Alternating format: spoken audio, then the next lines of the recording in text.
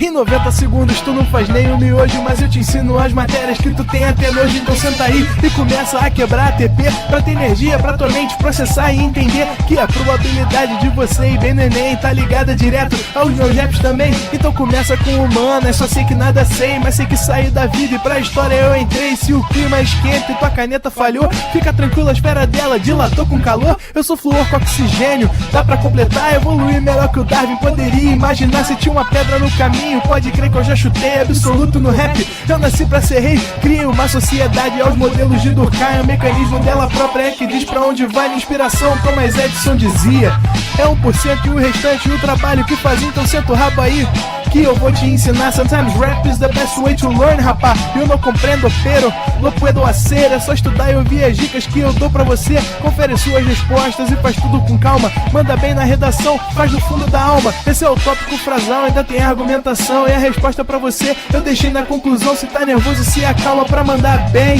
E se liga nos vídeos que eu te preparo pro Enem.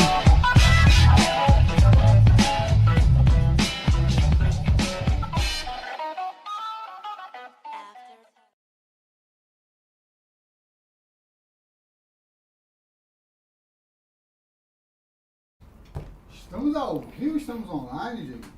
Pró-lacradoras e pró-lacradores do meu coração, tudo bem com vocês? Sejam todos muito bem-vindos, eu amo esse nosso momento, eu conto as horas para estar com vocês aqui na nossa terça-feira online e ao vivo, maravilhosos, sejam todos muito bem-vindos, eu tô animadíssimo hoje, tá? Já confesso que eu tô agitado, porque hoje a gente vai falar de um dos meus livros preferidos da literatura nacional, que é, aqui já tá o spoiler, dele, o nosso grandíssimo poeta engenheiro, já já você vai saber o porquê dessa nomenclatura, João Cabral de Melo Neto.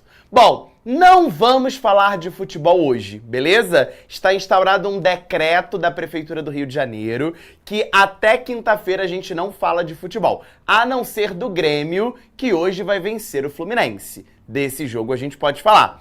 Quinta-feira, depois que o Flamengo, óbvio, conquistar mais um passo rumo à glória eterna, aí sim a gente volta a falar de futebol. O que aconteceu domingo foi apenas a gente gosta de despistar o adversário, entendeu? Deixar o Botafogo achar que vai vencer, mesma coisa de sempre, tapetinho. Aí no final, do campeonato, a gente volta a conversar sobre Botafogo. Tá bem? Deixa eu mandar um beijo aqui pra minha galera. Rafaele, da nossa plataforma, um beijo enorme.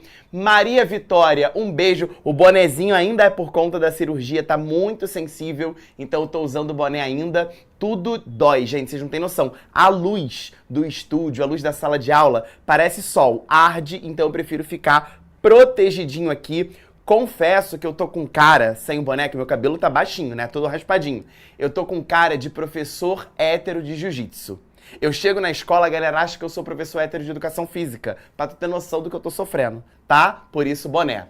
Um beijo, então, pra Isabela, maravilhosa, e, claro, pra nossa galera do YouTube. Um beijão pro Osmar, sempre presente, Alisson presente, um beijo enorme, Bruninha, um beijo, todos vocês aí do nosso chat, Maria maravilhosa, um beijo grande, sejam todos muito bem-vindos, beleza? Bom, galera, vamos mudar de página, a gente vem falando de modernismo já há bastante tempo e hoje a gente chega na nossa terceira e última fase, terceira e última geração, e para muitos teóricos da literatura, um movimento entendido como pós-modernismo. Já já a gente vai fazer o nosso TBT para ver como é que a gente chegou até a aula de hoje, A gente vai fazer uma revisãozinha rápida sobre essas três fases, do modernismo, as duas primeiras em forma de revisão e essa hoje terceira geração de 45 ou terceira fase, como a nossa matéria nova, beleza? Mas como sempre, a gente começa a nossa aula com a dica de leitura, com a dica cultural da semana,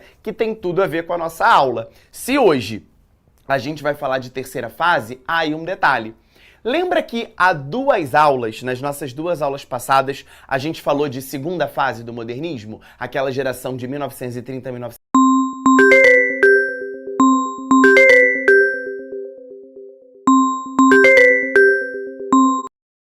1945. O que a gente fez didaticamente para te ajudar a entender aquele momento? Nós pegamos a segunda fase e dividimos em duas aulas. Num primeiro momento, conversamos sobre poesia. E no segundo momento, na aula inclusive da semana passada, a gente falou de prosa.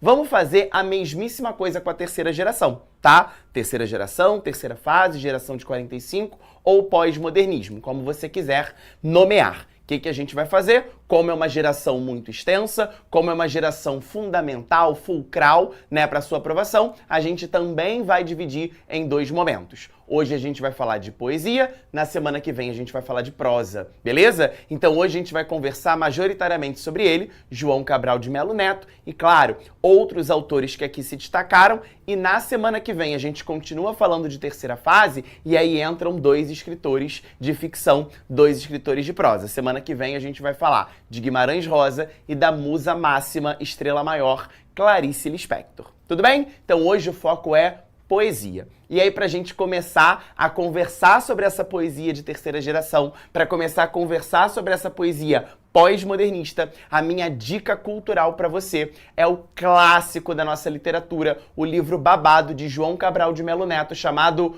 Morte e Vida Severina. Meus amores, muitos de vocês, quando eu dou a dica cultural, recarregando seu Vivo Pré, você ganha descontos para usar em pacote de viagem, com a cachorrada e até em carro de aplicativo. 5 estrelas pra tu, vice. Vivo Pré, vale muito ter o maior pré do Brasil!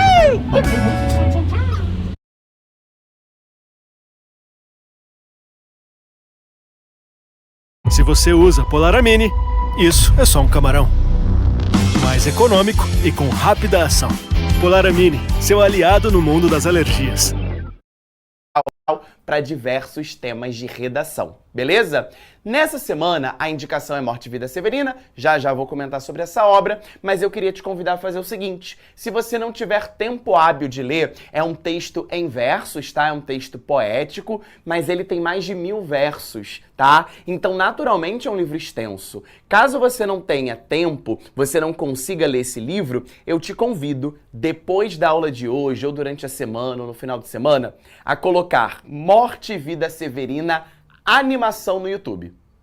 Bota isso. Morte e Vida Severina animação. Você vai se deparar exatamente com essa animação em preto e branco que narra exatamente a história do livro. É um vídeo que, se não me engano, deve ter ali de 40 a 45 minutos, tá? Tá nesse hiato aí temporal.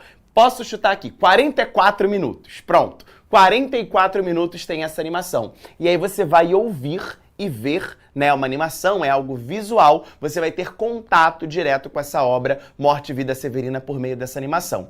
É uma das animações, né, uma das adaptações de literatura que mais me encantaram. Então, caso você queira se aprofundar, né, em João Cabral de Melo Neto, se aprofundar em modernismo de terceira geração, essa animação é maravilhosa porque conta de maneira bastante verossímil essa ideia do livro, beleza? E o que mais me chamou a atenção quando eu conheci João Cabral de Melo Neto é exatamente o fato de que ele é um poeta antilírico. O que seria um poeta antilírico? É um poeta não convencional. Quando a gente fala de poesia, quando a gente fala de literatura poética, geralmente nós temos imagens líricas, né? Quando a gente fala de elemento na natureza dentro da poesia, geralmente vem uma flor, vem algum animal que simbolize, né, alguma personificação. Já em Morte e Vida Severina, em toda a poesia de João Cabral de Melo Neto, é interessante que a gente vai ter o objeto pedra como símbolo poético, bem vendo ali mesmo a aridez, né, a dureza do trabalho de composição. Então a gente vai perceber que o João Cabral de Melo Neto, ele é aquele escritor poético que vai ser chamado de poeta cerebral ou poeta engenheiro.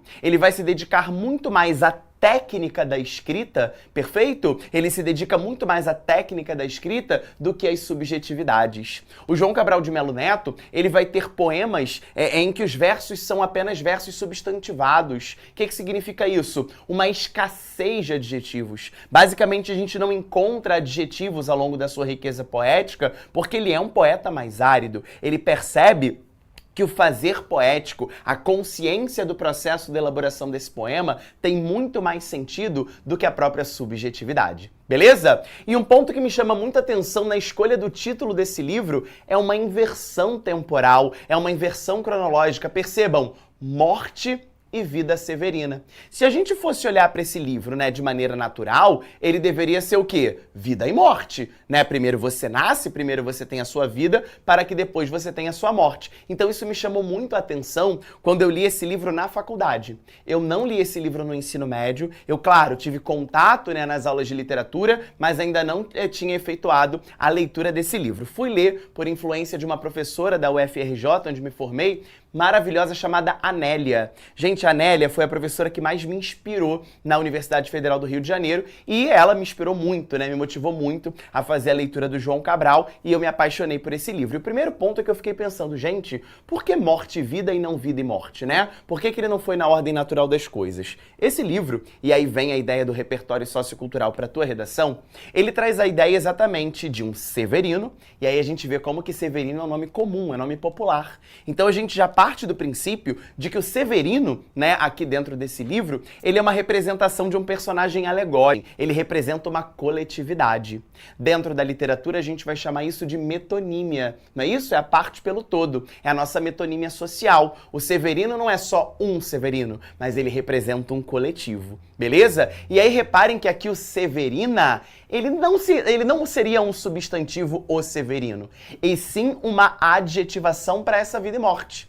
Uma vida e morte ou uma morte e vida severina é uma vida severa, uma vida dura, uma vida árida, uma vida repleta de desafios, obstruções. E aí, dentro desse livro, a gente percebe que essa história é repleta de outros severinos dentro do mesmo contexto. Um contexto de fome, de miséria, de morte, beleza? E aí a ideia é que o Severino, essa história se passa em Pernambuco, inclusive, como sempre, eu falo do Nordeste, meu coração chega a pulsar. A todo mundo que está aí na nossa aula, que é do Nordeste, um beijo enorme. E esse livro conta a saga de uma espécie de êxodo rural, né? Então a gente tem um Severino que sai da região da Caatinga do estado de Pernambuco e vai em direção ao Recife. Né, ele vai em direção exatamente à cidade grande, em busca de uma melhor condição de vida. Mas por que esse livro começa sendo uma morte? Gente, na Caatinga, a ideia, né, que o Severino passa pra gente é de uma vida miserável. Inclusive, a primeira imagem do livro, o Severino vê um outro Severino sendo enterrado, sendo morto. E por que esse outro Severino é morto? Porque ele queria um pedaço de terra. E aí, dentro da questão do latifúndio, olha aí um primeiro tema de redação importantíssimo, a questão da reforma agrária. Um tema que dialoga muito, inclusive, com o atual governo federal. Então a gente tem que pensar sobre isso como possibilidade de tema de redação. E a primeira morte que esse Severino vê é um outro Severino que morre porque ele estava ali numa espécie de tentar pegar um pedaço de terra para ele e ele acaba morrendo por conta disso, né? Então a gente percebe que dentro da Caatinga não havia uma perspectiva para esse Severino. E ele resolve seguir o fluxo do rio, Capibaribe, e dentro desse fluxo do rio chega um momento que o rio seca. É um segundo momento em que ele vê a morte, agora a morte do rio. Mas ele não desiste, ele continua andando, bem a ideia do êxodo rural mesmo, né? Até que ele chega na zona da mata. Quando ele chega na zona da mata, ele fala, pô, perfeito, cheguei aqui no local, é a primeira vez que ele avista o verde, né? É a primeira vez que ele vê uma vegetação, a cana-de-açúcar, e aí ele fala, pô, beleza, eu vou ficar por aqui, porque aqui realmente eu vou ser um cara bem-sucedido, né? Eu tô vendo que aqui tudo que se planta dá, diferente da Caatinga. Então a gente vê, conforme a vida vai progredindo, como que ele começa a sair da ideia de morte e vai para a ideia de vida, né? Mas nesse momento, ele conhece, né, um senhor chamado José Carpinteiro. Tem alguma intertextualidade aí? Quem foi, né, dentro da nossa história mundial, dentro de tantas referências, José Carpinteiro? Detalhe, olha para cá. Alto de Natal. Alto com um texto teatral, né, que remonta a tempos religiosos. Natal pernambucano, Alto de Nascimento, uma peça teatral que traz o nascimento. O nascimento de quem, hein? Nós temos um homem, né, que ele encontra, obviamente, ali saindo da região da Zona da Mata, indo em direção ao Recife, e ele pergunta para esse homem, José Carpinteiro, ele fala, será que vale a pena viver? Eu saí da Caatinga, tô aqui igual um peregrino, um retirante, né, trazendo a minha trajetória de êxodo rural, mas será que vale a pena? Porque nesse livro chega aí um momento em que ele pensa inclusive na questão do suicídio, né? A gente tem uma parte muito dramática mesmo, uma parte muito emotiva desse livro em que ele pensa em tirar a própria vida, né? Quando ele começa a ver que o rio já está ficando mais caudaloso, né? Que o rio está chegando à região da Zona da Mata, próximo a Recife, ele vê que o rio foi tomando vida. E olha que interessante, né? Ele sai da caatinga morta e o rio vai acompanhando a perspectiva dele, né? Enquanto vida. E aí ele pensa em se afogar no rio.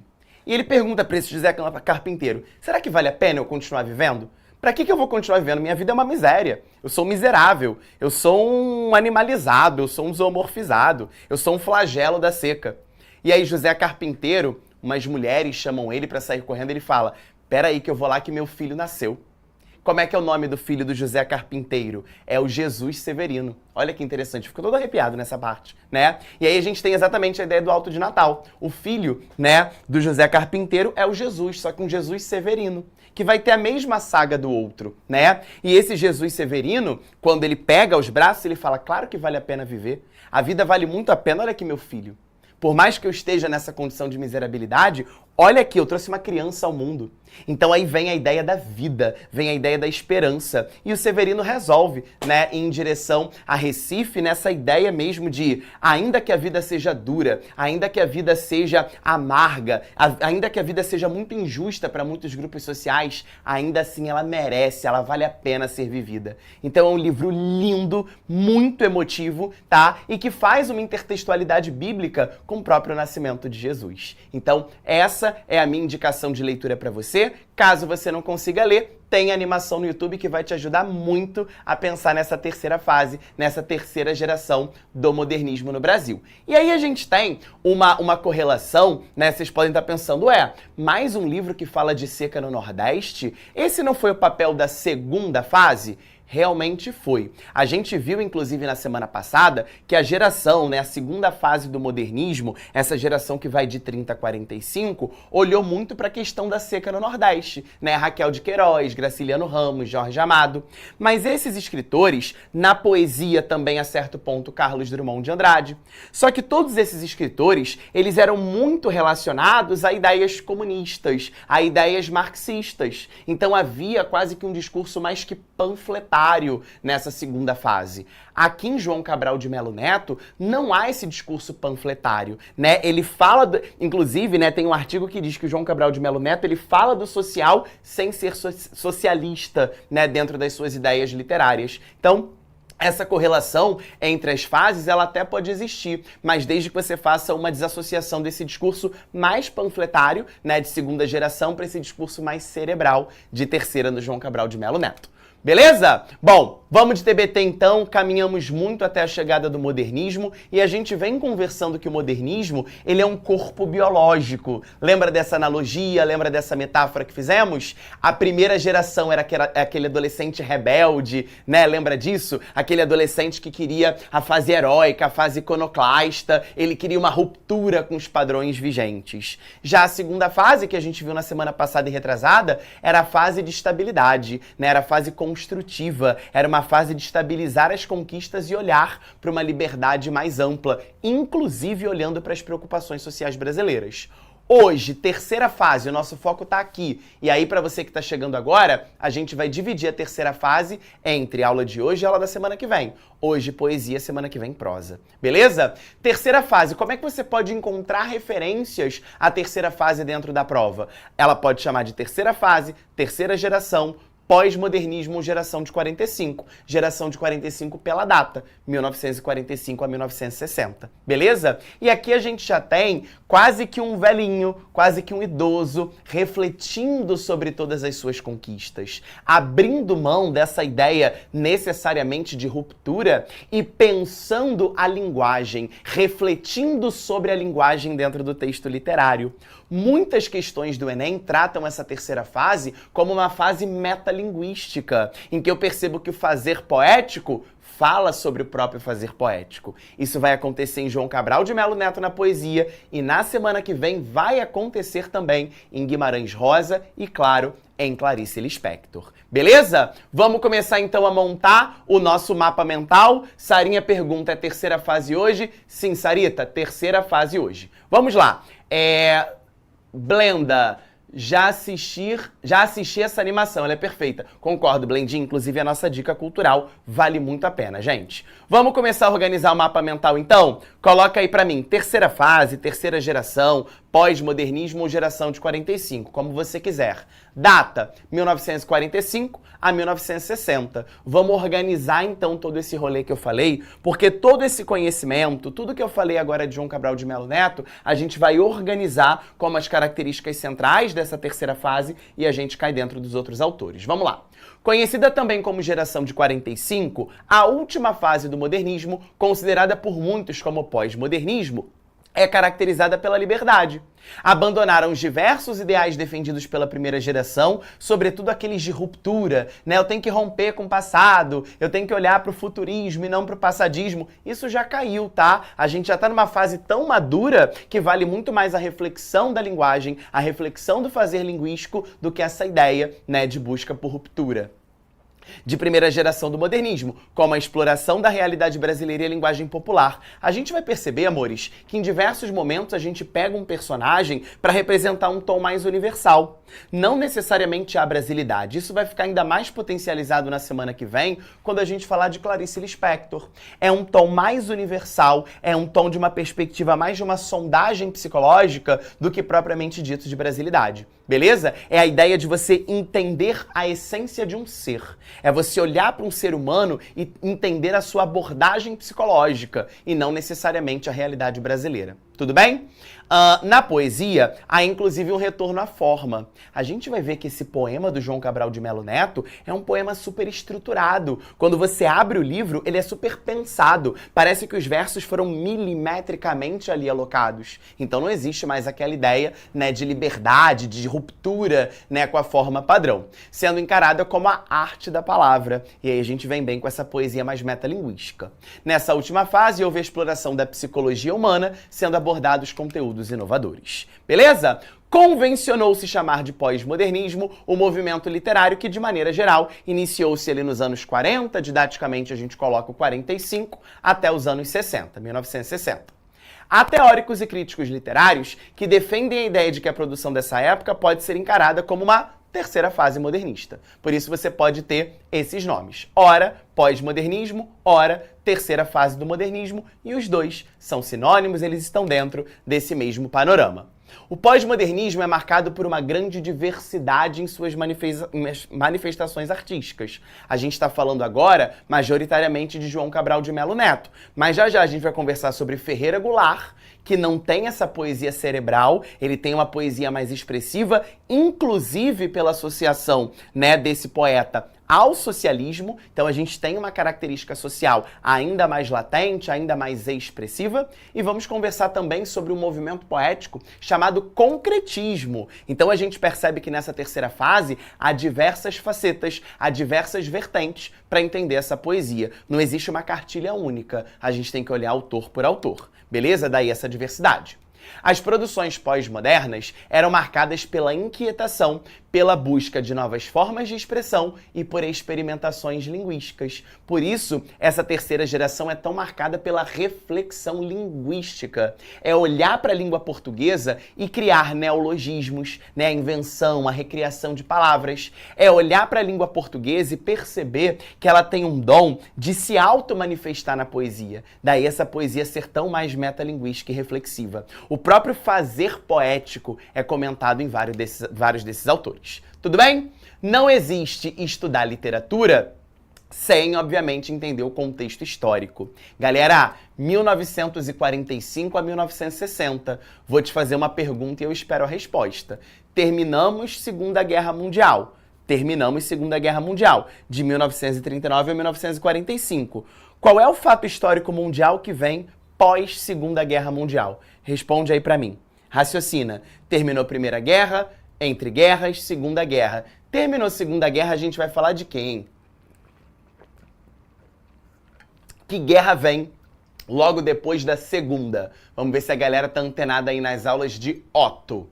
Guerra Fria. Renanzinho falou ali, Renan De Luca. Guerra Fria. E por isso que eu comentei tanto, né, essa ideia de ideais socialistas, comunistas, porque a ideia de Guerra Fria, meus amores, vai ser muito evidente na obra de diversos autores. Então, o contexto de Guerra Fria, essa divisão de um lado capitalismo, do outro socialismo, vai ficar evidenciada em diversas obras. Pensa no Brasil, 1946, galera, caos total. Getúlio Vargas deposto do poder pelos militares. Alguns anos depois, 4 anos depois, ele volta e volta por via democrática, ele é eleito. E aí depois, pressão no governo, ele comete suicídio. Saio da vida para entrar para a história. Meu Deus do céu. Isso aqui tudo, gente, em pouquíssimos anos. Como é que vai estar o contexto nacional? Um caos, né? Por isso a inquietação, né? Uma ideia de não certeza, a incerteza do que está por vir até a chegada, obviamente, do governo JK, que promete fazer 50 anos em 5. E aí a gente percebe, né, o grande desenvolvimento industrial e, com isso, o êxodo rural. Os retirantes saindo, né, das regiões do interior e indo buscar nas cidades condições melhores para sua existência. Daí, o contexto de Morte e Vida Severina fazer completo sentido dentro desse panorama histórico. Literatura e história sempre lado a lado. Beleza? Sigamos. Tendências na poesia. Reunidos sob o nome de Geração de 45, os poetas que faziam parte desse grupo propuseram uma renovação estética por meio da valorização da técnica da composição. Por isso que João Cabral é chamado, portanto, de poeta engenheiro, poeta cerebral. Eu valorizo muito mais a técnica do que a expressividade poética. Na Geração de 45, a preocupação formal está aliada ao desejo de que o trabalho com o código, quando a gente fala código, a gente fala em língua. Quando a gente fala em código, a gente fala em palavra. Inclusive, essa palavra aqui é muito importante para o seu vestibular. Como é que é o nome da sua prova do primeiro dia? Você faz uma prova de linguagens, códigos e suas comunicações. Não é isso? Então você está fazendo uma prova de linguagens e códigos, linguagens e línguas, linguagem, palavra, né? Então toda vez que você olhar na prova e houver a palavra código e suas tecnologias hoje, né? Quando você tiver lá a palavra código, você sempre faz uma alusão à palavra, né? À língua. Muito bem. Que pudesse contribuir para ampliar o sentido da própria mensagem. Daí uma poesia muito mais metalinguística. A Geração de 45 também foi marcada pela busca de temas e motivos poéticos que fizessem um testemunho crítico da realidade do plano social, moral e político do nosso país. Beleza? Quem são as nossas estrelas de hoje? Vamos fazer aqui um resumão de João Cabral de Melo Neto, tendo em vista tudo que a gente já comentou. Vamos entender a importância de Augusto de Campos e ele, Ferreira Goulart. Então são os 3 escritores que mais aparecem na sua prova do Enem quando o assunto é a terceira e última fase ou o pós-modernismo. Beleza? Sigamos. Gente, João Cabral de Melo Neto. Vamos organizar aí no seu mapa mental as suas principais contribuições para a literatura nacional. Na produção do autor, sobressai uma visão da poesia como fruto da não inspiração. Olha que interessante, mas principalmente de um trabalho de composição bastante rígido e disciplinado. Daí ele ser conhecido como poesia cerebral. É uma poesia quase que antilírica, né? Eu olho para aquela poesia e não há expressividade, não há sentimentalismo, e sim um rigor técnico que me permite apreciar esse tipo de texto. É chamado, portanto, de poeta engenheiro. Tal grau de premeditação formal que emprega na confecção de seus poemas. Quando escreve, coloca palavra sobre palavra, assim como um engenheiro coloca pedra sobre pedra. E é engraçado a gente perceber que em algumas, olha o plural que eu estou utilizando, em algumas, beleza? Questões do Enem, há uma analogia da pedra na poesia de João Cabral de Melo Neto. Há uma metáfora que para João Cabral, a pedra é a palavra. Olha que interessante, né? A pedra é a palavra. E o aspecto de a pedra ser a palavra já mostra essa rigidez, né, que a gente vai ver na sua poesia. E ele vai colocando pedra sobre pedra, palavra sobre palavra, até a chegada da sua composição poética. A Alicia nos pergunta o que é metalinguagem. Lindona, lembra daquilo? Metalinguagem, é a linguagem falando dela própria. É o código que fala do próprio código, a língua que fala da própria língua. Então, quando num poema o poeta comenta sobre o ato de fazer aquele poema, a função da linguagem preponderante é a metalinguagem.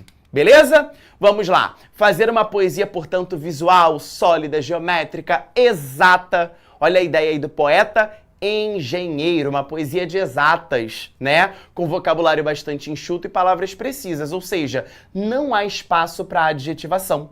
Se ligou? Inclusive, olha o título, Morte e Vida Severina. Ele coloca ali o Severina, que é, neste caso, um adjetivo que advém de um substantivo, o homem Severino. E aí, quando ele bota Morte e Vida Severina, vem a ideia do Severina de severo, né? Então, até o mesmo adjetivo é um adjetivo bruto, né? Não é um adjetivo que tem lirismo, que tem uma expressividade sentimental. Tá fazendo sentido para vocês? Sigamos. Dentro de João Cabral de Melo Neto, a aridez, né, ou seja, a secura da linguagem, é por sua vez reflexo direto do universo do nordestino. Então ele pega esse clima árido e traduz para a própria linguagem poética. Percebe-se uma poesia mais objetiva, distanciando-se da subjetividade típica desse gênero literário. Portanto, uma poesia quase que... Já pensaram que cada ida ao mercado pode ser uma chance de ganhar uma grana extra? Isso mesmo! Hoje eu vou mostrar como transformar aquelas notas fiscais que você joga fora em dinheiro. O segredo é o Melios. Esse aplicativo é um verdadeiro achado e transforma as notas no mercado em cashback. Querem ver como funciona? Antes de ir às compras, eu sempre dou uma olhada no Melios para ver os produtos com cashback. Assim, já sei o que vale a pena pegar. Estou aqui no mercado e vou escolher alguns itens que estão com cashback no aplicativo.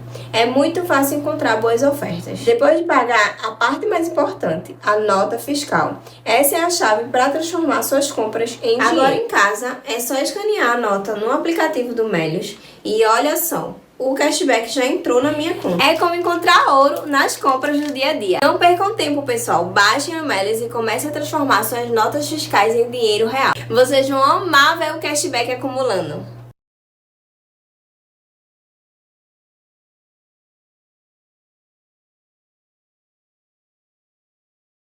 Entrevista para segurança de balada. Faz a barba e vai. Bic Flex 3. Barbear extra suave. Menos irritação. E pra todo mundo, Bic Flex 3. Faz a barba e vai. Que foi o Enem Digital. Foi a primeira e única vez em que o Enem Digital, a prova de redação tinha um tema separado. Gente, Enem Digital ninguém faz no conforto do lar não, tá? E a redação não foi feita no computador. As questões sim, num computador, num local de provas, mas a prova foi feita assim como na versão normal, né? Na versão regular. E aí, o tema de redação do Enem de 2020 do Enem Digital falou sobre as desigualdades socioeconômicas entre as regiões do Brasil. Esse livro era justamente aí um caminho excepcional de repertório sociocultural. E outros temas que podem aparecer no Enem desse ano, você consegue usar Morte e Vida Severina como tema de redação, tá? 2020, na versão oficial, né, na versão de primeira chamada, na versão regular, o tema foi o estigma associado à doença mental. Lembra que eu comentei que nesse livro ele pensa no suicídio? Ele pensa em tirar a própria vida? Por que não pensar nesse repertório também, né? E outros temas que podem aparecer no Enem desse ano, como a questão da reforma agrária, a questão da fome, a questão da extrema pobreza, a questão da falta de acesso à água, à escassez hídrica, a questão dos próprios retirantes, né? Então você tem vários subtemas, a questão do déficit habitacional. É um tema que tá me pegando esse ano, hein? Como que a gente tem um déficit de políticas habitacionais no Brasil. Então todos esses temas sociais usa Morte e Vida Severina como repertório.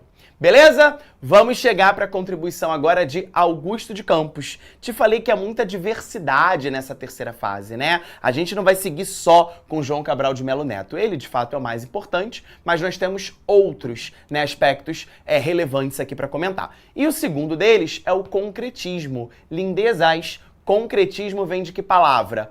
Concreto. Então, quando a gente fala em poema, né, quando a gente fala em poema na literatura nacional, né, e na literatura de um modo em geral, a gente já pensa naquele texto construído em versos e estrofes. Um texto, né, que vai ter pra gente uma subjetividade, uma expressividade lírica muito forte. Mas o concretismo é o oposto disso. O concretismo é, primeiro, você pensar numa abolição do verso tradicional. Eu não tenho uma poesia, né, pautada em versos e estrofes, e sim numa poesia que muito se associa a blocos de concreto, por influência de uma vanguarda europeia. E aí eu te pergunto, Que vanguarda europeia é esta?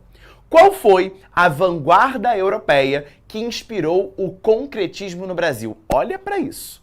Eu tô vendo formas geométricas, né? Imagens geometrizadas sendo formadas a partir de um bloco. Qual foi a vanguarda que inspirou, portanto, o concretismo enquanto movimento poético? Vamos ver se alguém mata essa pergunta. Eu tô olhando para esse poema e eu tô vendo a figuração de uma forma geométrica. Claro que a vanguarda que inspira o concretismo é o cubismo, né? Lembra disso lá do Pablo Picasso? A geometrização das formas, a galera respondendo aí, né, na nossa plataforma. A gente tinha, né, uma geometrização, uma valorização da forma, não é isso? Então, quando a gente olha para esses poemas concretistas, não são poemas em versos e estrofes. São poemas, inclusive, que a gente olha e fala, ué, mas isso é poema? Né? Lixo, luxo. Se ligou? Beba Coca-Cola. Olha a ideia do capitalismo, ó. Coca-Cola, né? Babe cola, beba coca, babe cola caco, caco cola cloaca. Então a gente tem uma poesia muito mais visual que gera ali diversas, múltiplas, né, perspectivas, múltiplas tendências interpretativas e foge, né, do próprio verso tradicional. Galera aí respondendo cubismo agora. Perfeito. E por fim, galera, o Ferreira Goulart, ele foi também um integrante do movimento concretista, mas geralmente quando ele aparece no Enem, ele aparece mais no seu lado social, um discurso muito mais engajado, vinculado à perspectiva de Marx, beleza? A essa perspectiva comunista, socialista, que aparece mais latente nas temáticas do Ferreira Goulart, principalmente na denúncia dos problemas sociais e das desigualdades sociais do nosso país. Combinado? Então, antes de irmos para as questões, vamos ver como é que ficou o mapa mental, meu diretor, por gentileza? Vou chegar para cá para você tirar o seu print, deixa eu ficar aqui para não te atrapalhar. Tira aí o seu print da aula de hoje, beleza? Esse é o meu mapa mental com as informações mais relevantes e depois eu quero que você me mande o seu também para ver se a gente pensou parecido, beleza? Olha lá, modernismo, coloca aí para mim bem no centro, né? Terceira fase da poesia que vai poder ser chamada de ou pós-modernismo ou geração de 45. Olha o contexto. 45 a 60, Guerra Fria, suicídio de Vargas, governo JK, contexto caótico, experimentação linguística, qual vai ser o nome da função da linguagem aqui? Metalinguagem, beleza? O código falando do código, a linguagem, né, falando da própria linguagem e uma diversidade artística muito grande. Diversidade esta em que 3 grandes poetas se destacam. João Cabral de Melo Neto, com o nosso livro hoje, que é indicação para você cultural, Morte e Vida Severina, Alto de Natal Pernambucano. Lembra que Alto com U é um texto teatral que faz aqui, né, exatamente uma correlação à passagem bíblica do nascimento de Jesus. Por isso é um livro tão emocionante, um livro tão gostoso de ser lido e que eu fico arrepiado várias vezes. Tu vai ficar arrepiado com a animação que eu sugeri para você. Não deixa de ver não que você vai gostar, tá? João Cabral de Melo Neto, o que a gente tem que pensar? Poeta engenheiro, poesia cerebral, ou seja, o lirismo não tem muito espaço, né? A gente vê que é uma poesia mais seca, uma poesia mais árida, e o fazer poético, ou seja, a sua metalinguagem é pensada no cérebro, né? Na engenharia, na forma, no cálculo, na geometria. Augusto de Campos se destaca no concretismo, né? A abolição do verso tradicional, não tem verso e estrofe, e sim uma imagem de concreto, com aquela imagem, né, da palavra toda fragmentada. É uma poesia mais visual que permite múltiplas perspectivas. Daí a sua correlação de influência ao cubismo de Pablo Picasso enquanto vanguarda europeia. E Ferreira Goulart, para terminar, é a poesia social, uma literatura mais engajada. Beleza? Depois me manda o seu para ver como é que ficou, porque agora eu quero ir para os meus exercícios. Vamos ver se a gente dá conta aqui de fazer a minha seleçãozinha de 3 questões. Uma de Ferreira Goulart, uma de João Cabral de Melo Neto e uma de concretismo. Vamos lá? Questão do Enem de literatura. Eu começo pelo enunciado. Vamos a ela. A literatura brasileira desempenha papel importante ao suscitar, se liga, reflexão sobre desigualdades sociais. No fragmento, essa reflexão ocorre porque o eu lírico... Galera, olha quem tá aqui na fonte, Ferreira Goulart. Tem tudo a ver, né? Ferreira Goulart, reflexão sobre desigualdades sociais. Bora ver que reflexão é essa. Açúcar. O branco açucareiro que adoça... O branco açúcar açucareiro, olha eu. O branco açúcar que adoçará meu café nesta manhã de Ipanema. Ipanema, um bairro riquíssimo, luxuoso, maravilhoso do Rio de Janeiro. Não foi produzido por mim, nem surgiu dentro do açucareiro por milagre. Em lugares distantes, onde não há hospital nem escola, homens que não sabem ler e morrem de fome aos 27 anos, plantaram e colheram a cana que viraria açúcar. Em usinas escuras, homens de vida amarga e dura produziram este café, branco e puro, com que adoço meu café esta manhã em Ipanema. Então a desigualdade ficou claríssima, né? Eu tenho um eu lírico em Ipanema, bairro nobre do Rio de Janeiro, adoçando um café. Café este que foi produzido explorando trabalhadores. Então a gente tem aqui uma relação de assimetria. O que é uma assimetria? Uma disparidade, uma desigualdade social bastante evidente. Vamos buscar aqui a opção que representa isso. Letra A. Descreve as propriedades do açúcar. Letra B. Se revela mero consumidor de açúcar. Letra C. Destaca o modo de produção do açúcar. Letra D. Exalta, né, o trabalho dos cortadores de cana. Ou letra E. Explicita a exploração dos trabalhadores.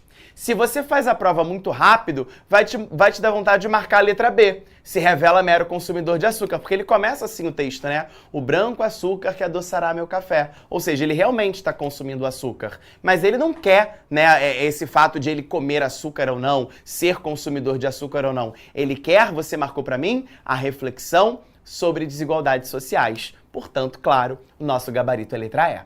Beleza? Fácil essa primeira, né? Só cuidado, porque geralmente, galera, a gente sempre tem questão no Enem, opção que é verdadeira, a letra B, por exemplo, é verdade, mas ela não atende ao enunciado, ela não atende ao comando da questão, beleza? Então a primeira, a única, diga-se de passagem, que fala em desigualdade social é a exploração do trabalhador, não é verdade? Vamos à segunda. Segunda, ó, tu já deu um bisuzinho aqui, ó, João Cabral de Melo Neto, vai falar de morte e vida severina. Vamos ver o que ele quer no enunciado. E aí aquela questão que muitas vezes você pula, né? Tu não faz a egípcia? Fala a verdade pra mim. Tu tá lá no caderno de prova. Aí tá vindo lá, questão 20, vamos supor aqui, né? Tu viu que a questão 20 é poesia, tu já se treme todo, não é verdade? Fala, ai meu Deus, não sei ler poesia, vou errar, não sei, vou ficar em dúvida. Não te dá isso? Se eu tivesse no caderno de prova, eu ia sair do caderno de prova e ia te dar 10 tapas na cara, pra você parar com esse medo bobo, não é verdade? Muita gente, ai não sei interpretar, questão difícil, gente, para de palhaçar. Tem que parar de palhaçada, você tem que se ajudar, gente. A gente tá trabalhando a beça aqui pra você acertar essa questão. E aí quando tu vê que é poesia com texto 1 e com texto 2 ainda, aí mesmo que tu se treme, né? Fica nervoso, joga com as coisas, né? Fala, ai, vou pular. Aí faz a egípcia, vai buscar a questão de quadrinho, vai buscar a questão que de campanha publicitária. Ah, gente, pelo amor de Deus, hein? Eu saio do caderno de prova e dou 10 tapas na sua cara, tá? Texto 1 e texto 2 são questões fáceis, porque o enunciado já vai te garantir um caminho para acertá-la. Vamos lá. Com base no trecho de Morte e Vida Severina, texto 1, e análise crítica, texto 2. Caramba! Então eu já sei que o texto 1 é um texto literário e o texto 2 é exatamente um comentário sobre um texto literário, que a gente chama de teoria da literatura. Então, o texto 1 é um texto poético, é um texto de literatura, e um texto 2 é um texto crítico, é um texto que analisa o texto literário. Beleza?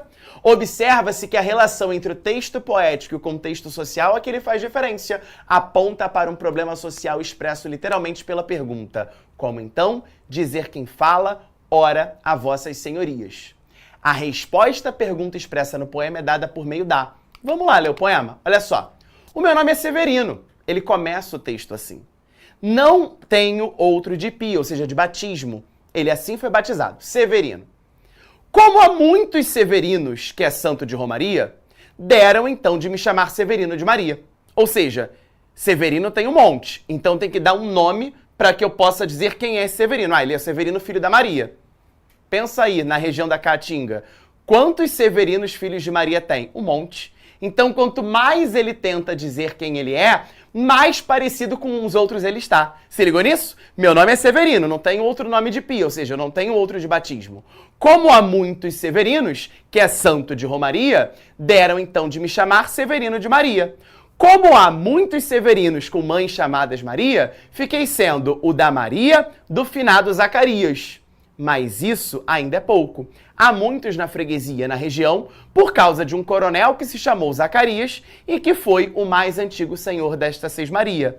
Como então dizer quem fala, ora a vossas senhorias? É essa pergunta aqui que a questão faz referência. Como é que eu vou dizer quem sou eu se eu sou igual a todos os outros? Como é que eu vou me apresentar a você se eu sou igual a todos os outros? Se ligou? Vamos lá ao texto 2. João Cabral, que já emprestara sua voz ao rio, transfere-a aqui ao retirante Severino, que como Capibaribe, que é o transcurso do rio, que a gente comentou no início da aula, também segue no caminho do Recife. A autoapresentação do personagem na fala inicial do texto nos mostra um Severino que, quanto mais se define, menos se individualiza, pois seus traços biográficos são sempre partilhados por outros homens. Então, criatura de Deus, quando tem questão texto 1 e texto 2, dê graças a Deus. Porque o que esse texto 2 está fazendo? Explicando primeiro. Digamos que lá na hora da prova você ficou muito agitado e você não conseguiu interpretar. O texto 2 está te dizendo com outras palavras, com palavras mais denotativas, o que o texto 1 trouxe para você. Combinado? Vamos resolver essa para terminar. Como é que então há um resumo disso que a gente conversou? Letra A. Descrição minuciosa dos traços biográficos do narrador personagem. É minuciosa? Ele só falou que o nome dele é Severino, que a mãe é Maria e o pai é o finado Zacarias. Não tem outra característica. Como é que é minuciosa? Não dá esse mole. Letra B. Construção da figura do retirante nordestino como um homem resignado com sua situação, conformado com a situação. Até dá para forçar a barra que tá certo, mas ele tá respondendo a pergunta, como que eu vou me apresentar a você? Vamos ler as outras primeiro. Letra C. Representação na figura do personagem narrador de outros severinos que compartilham da sua condição. Tá fazendo mais sentido, né? Ele não está conseguindo se definir porque ele percebe que os outros severinos são iguais a ele. Então a letra C tá ainda melhor. Letra D. Apresentação do personagem narrador como uma projeção do próprio poeta em sua crise existencial. O João Cabral de Melo Neto se chama Severino? João Cabral de Melo não é Severino. Então não pode ser, alguém falou em letra D, não pode ser. Como é que eu tenho o narrador personagem sendo uma projeção do próprio poeta? Não tenho aqui. Não confunda poeta com eu lírico. O poeta é quem escreveu o poema. O eu lírico é a voz que se manifesta. Não dá esse mole, né? Não dá esse mole. E letra E, descrição do Severino que, apesar de humilde, orgulha-se de ser descendente do coronel Zacarias. Ele não fala que ele nem é orgulhoso, nem que ele tem raiva do pai, né? Ele não faz esse tipo de juízo de valor. Então, o nosso gabarito é a letra C. Um Severino que não consegue, dizer quem ele é, porque há outros que são idênticos a ele. Beleza, meus amores? Gente, não deixe de assistir a animação, vocês vão gostar demais, tá legal? Na semana que vem a gente volta para conversar sobre a prosa de terceira fase. E a gente fala da musa máxima Clarice Lispector e conversa também sobre João Guimarães Rosa. Tá bem? Amo estar com vocês, obrigado por toda essa energia positiva. Um beijo grande e até semana que vem. Tchau, tchau. Assista nossas aulas a hora que você quiser. Vem com o Pro, o cursinho online que mais aprova no Enem. Assine em proenem.com.br. We gotta celebrate the beauty of the world that keeps on giving.